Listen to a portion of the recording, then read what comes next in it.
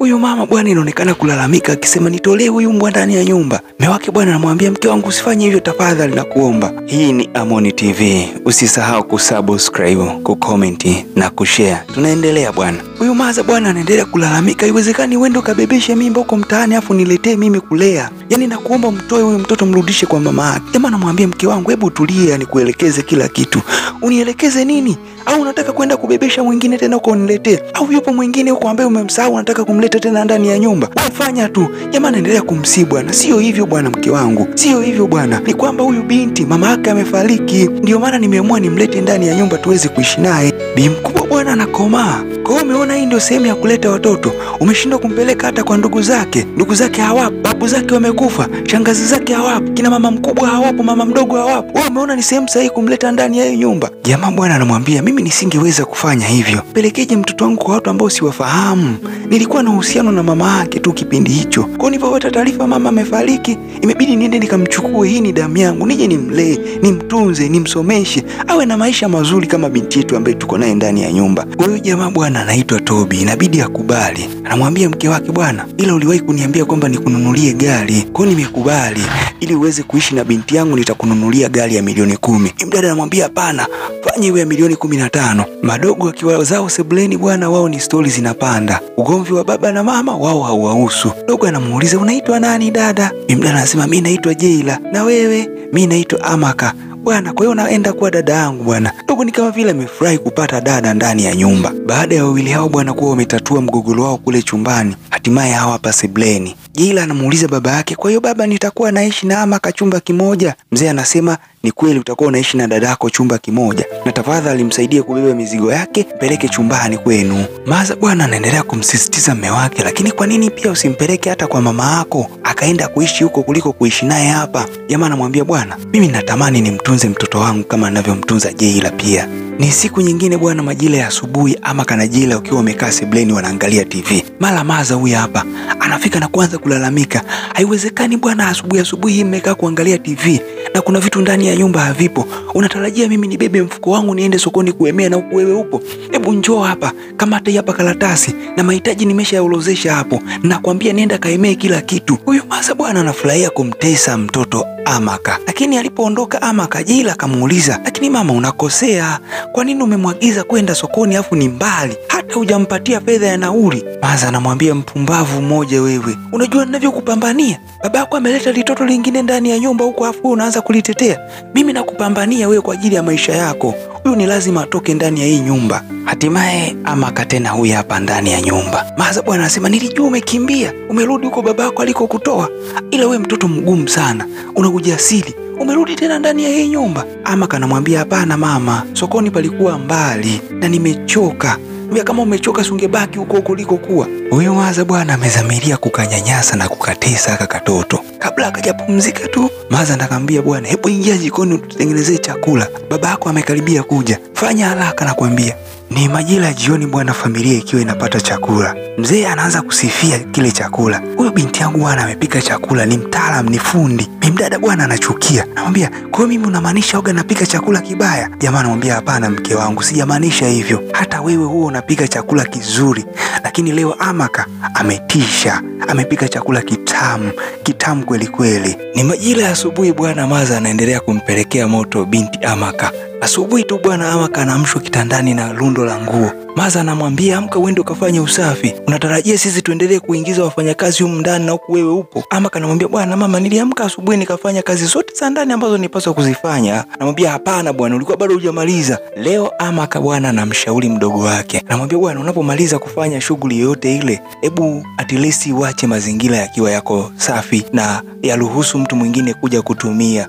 Kwa mfano leo pale mezani umemaliza kula, umeacha tishu pale mezani, ilitakiwa uzitoe baada ya kumemaliza kula. Mama huyu hapa, unamfanyaje mtoto wangu? Unamfanyaje mtoto wangu? Amaka bwana anamwambia hapana, niko na mshauri. Amemaliza kula akaacha tishu pale mezani. Wewe mtoto wa mtaani unakuja kumshauri mtoto wangu nini? Isingekuwa baba yako kukuleta ndani hapa, ungekuwa mtaani unazurula huko. Leo hii unakuja kumshauri mtoto wangu? Nakwambia ukome na iwe mwanzo na mwisho kukaa na mtoto wangu, na nakukanya usije ukarudia tabia kama hii. Jeila anamwambia mama yake, mama lakini alikuwa ananiambia vizuri. Kwani sio vizuri hivi alivyokuwa anasema niwe nafanya? Anakuambia nini? Anakuelekeza nini? Huyo mtoto wa mtaani anakuelekeza nini? Kwanza ninakwambia usije ukakaa naye tena. Leo Amaka akiwa zake jikoni, mama Kisilani huyu hapa bwana. Amaka, unafanya nini jikoni? Mama, niko narekebisha mazingira, nafanya usafi hapa. Unataka utengeneze tena chakula kingine kizuri ili baba yako akusifie. Umepewa bichwa hilo na wewe umejiona kwamba unafanya vizuri. Yaani wewe mtoto wewe, sikupendi kabisa. Ilitakiwa uwe mtaani. Na kwa nini hutaki kwenda kwa mama yako huko? Amaka bwana anamwambia mama, tafadhali ninakuomba usimseme mama yangu. Maza anawaka. Amaka, unataka kunipiga kofi kisa nimemsema mama yako? Ngoja nikusogelee nipige usoni. Mama Kisilani bwana anapiga kelele. Hatimaye Tobi bwana huyu hapa. Jamani, kuna nini tena huko jikoni? Si binti yako huyu Chokola anataka kunipiga? Amaka anamwambia hapana baba, sikuhitaji kumpiga. Nimemwambia tu asimseme mama vibaya. Kwani mama amekosea nini? Angenielekeza tu vizuri. Jamaa yetu Tobi bwana anamwambia Amaka, hebu nakuomba utoke, uniache na mama yako. Ila wewe unashindwa kukuelewa. Wewe ni mtu mzima, vita kila siku na binti mdogo. Mbona unakuwa huna aibu? Maza anamwambia unamtetea binti yako huyo Chokola. Ni siku nyingine majira ya asubuhi bwana, familia wakiwa wanajiandaa kwa ajili ya kwenda kwenye ibada. Mr. Tobi bwana anamuvalisha viatu hapo Jaila. Maza akiwa pembeni anajirekebisha. Tobi bwana anamuita binti yake mkubwa Amaka. Amaka, uko wapi? Baba nakuja. Mama wa Kisilani bwana anamwambia mume wake, usiwe na shaka baby, ngoja nimfuate huko. Nyie tangulieni kwenye gari, ninaenda kumleta Amaka. Alichokifanya bwana, mama wa Kisilani huyu anafika, anachukua funguo taratibu. Amaka akiwa anajiandaa, anafunga na kuloki mlango. Amaka anakuja kushika kitasa cha mlango kimelokiwa. Anaanza kuuliza, jamani, kuna mtu hapo nje? Mama wa Kisilani anamwambia, yaani niongozane na wewe Chokola na familia yangu kwenda kanisani? Baki humo ndani, tulia, angalia zako movie. Linafika kwenye gari bwana, linamwambia mume wake, bwana amesema hawezi kwenda na sisi, inaonekana ni mtoto ambaye hapendi kusali, twenzetu kwenye ibada. Ila Tobi bwana ni kama vile hajaelewa. Anamwambia hapana, ngoja niende nikazungumze naye. Maza anasisitiza bwana, wewe twenzetu kwenye ibada. Inabidi waondoke. Leo Jaila akiwa na mama yake, mama Kisilani, wakiendelea kuelekezana hapa na pale bwana. Amaka amekuwa ni house girl ndani ya nyumba. Amaka huyu hapa bwana analeta vinywaji. Wakati wanaendelea kuelekezana bwana, kwa bahati mbaya Amaka akataka kuangusha glasi ya juisi. Maza akamshona. Wewe ni kipofu, hauoni? Unataka kutumwagia juisi au unataka kutufanyia makusudi? Unatuonea wivu? Kamkwida. Bahati nzuri bwana, kumbe Tobi bwana alikuwa amerudi ndani ya nyumba. Maza alikuwa hajui. Tobi huyu hapa. Unafanyaje? Mbona unampiga mtoto? Baby samani bwana, nilikuwa namuelekeza, nimemshika tu. Bwana we, huyu Maza mnafiki balaa. Anaanza kujitetea. Hapana, sikuwa namfanya chochote kile bwana. Nilikuwa Amaka, nimekufanya kitu chochote kile? Jaila anadakia bwana, anamwambia baba, sio mara ya kwanza. Na siku nyingine mama amewahi kumzabua makofi Amaka. Huko mimi mwenyewe nashuhudia.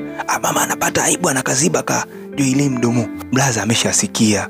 Hivi anayoyasema Joili ni ya kweli? Umewahi kumpiga? Hapana mume wangu bwana, ni katika hali ya kumuelekeza hapa na pale. Kwa kumbe wewe unanitesia mtoto wangu. Maza na waka anamwambia, namtesa wapi? Kwanza huyu mtoto mwenyewe Chokola, ni lazima tuwe tunamuelekeza. Maza anamgeukia Tobi na kumwambia, naona unamtetea Chokola wako. Sasa kama ni hivyo, chagua kubaki na binti yako au mimi nitoke. Tobi anamwambia, bwana kama ulivyosema, hata hivyo na mimi nilikuwa nimechoka. Maza anaenda na beba mibegi yake. Huyu hapa. Anamwambia Tobi, uniombe msamaha. Nakwambia utakuja kunipigia magoti wewe. Baki na huyo Chokola wako. Baki na huyo Chokola wako. Nakwambia, unizuii. Umeniona kabisa nimebeba mabegi nataka kuondoka, lakini usemi neno. Kwa hiyo unamsamini Chokola wako kuliko mimi. Ngoja niondoke. Blaza Tobi bwana anamwambia, wewe tembea. Kwanza utakuwa umenipumzisha. Kelele huko ndani zimenichosha. Maza anaondoka. Umejifunza nini mdau wangu? Hapo chini comment, subscribe na ushare. Hii ni Amoni TV.